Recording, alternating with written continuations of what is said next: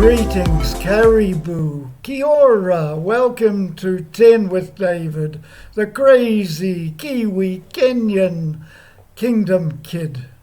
Hey, today I want to share with you about my introduction into the Holy Spirit. Last time I spoke about my salvation experience in the line at the social welfare office and what happened afterwards. It was great. But today it is even greater, the second experience, that of the Holy Spirit. I told you last time that I had to go on this course, that the Holy Spirit convinced me after Kathy had done it and I didn't understand it, called Word of Life, a spirit-based course.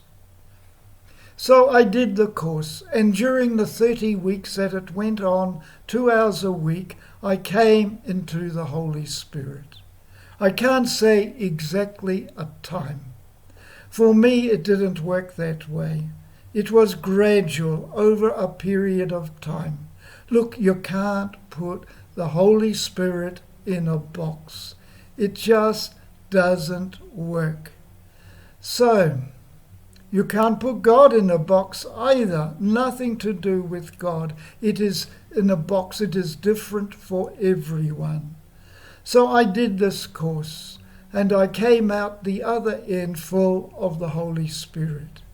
Now, being from a Baptist background, I wasn't so easily able to speak in tongues, because we were taught in the Baptist church that you had everything at salvation and tongues was not to be spoken.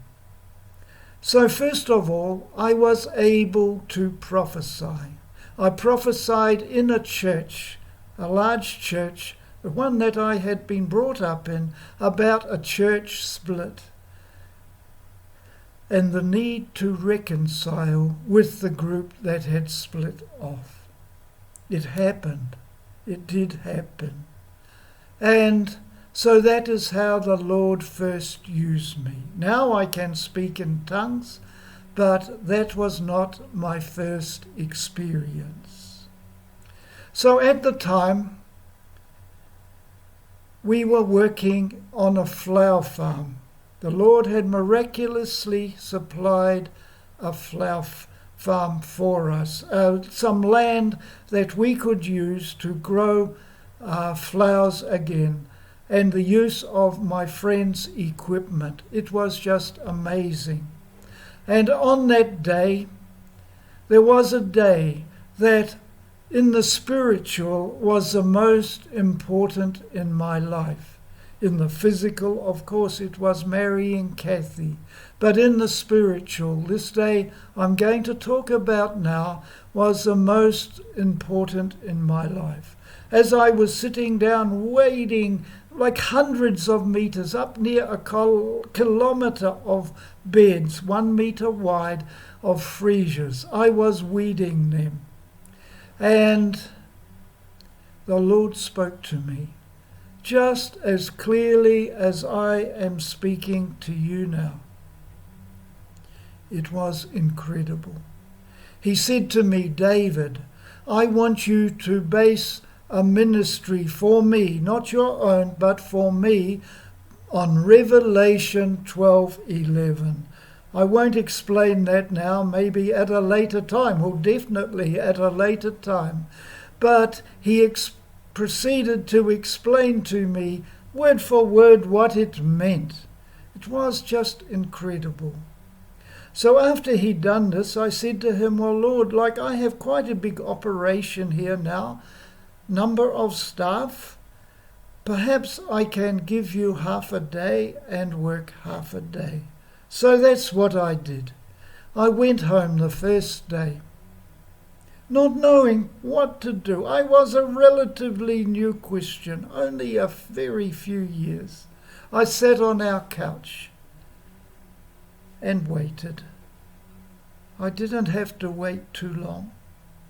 The Lord gave me an allegory, a parable, a story about two marathon runners.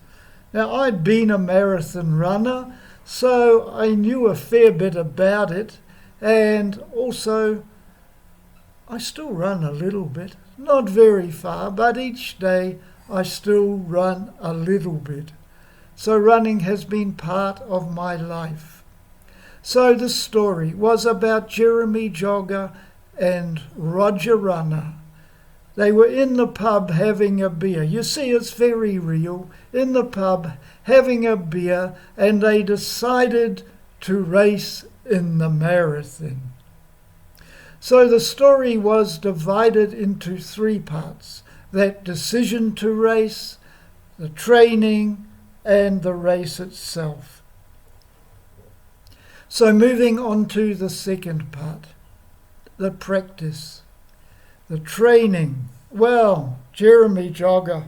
Oh, this is easy. No problem. I'll just go for a few runs. All will be well. And that's how he did it. Roger Runner, however, he was more like me. He was a dedicated runner, and he used to run 100 kilometres a week, just the same as I used to. It came to race day. Both came to the start line full of enthusiasm. I remember my first marathon was like that. And they started off the race. And a few kilometres into the race, Jeremy Jogger got the stitch. He got the stitch and he couldn't run anymore. Roger, please wait with me. Roger said, no, I have to go on and achieve my goal of finishing the marathon. He did that and got his medal, the marathoner's medal that all marathoners look forward to, the medal of the race of life, successful conclusion. Now, over about 2 weeks, the Lord explained the story to me exactly and what each word meant. It was quite incredible. So after that, he'd done that, then he asked me to write a course called Walking with Jesus, a discipleship course. Now, this was impossible in the natural. For I was a new Christian. How could I write a discipleship course? But incredibly, I held the pen and the Holy Spirit wrote the course. Just remarkable. It was in 3 parts, 3 booklets, and we used to advertise it in a mail order catalogue that we started. It took about 18 months to write fully, and the Lord provided the money to send it out. We advertised it and people wanted it, and so we estimate about 10,000 people and groups did that course. It had tapes with it. That's really dates it now because we don't have tapes anymore, do we? We've been through a few more versions since tapes. But it was expensive to send out, yet the Lord provided another story. So that was my first real Holy Spirit experience. Next time, I will carry on with more of my life in the Spirit, and maybe for a few days yet. So I would love you to join me as I share my life story with you. It is a real joy to have you listening. It is a real pleasure.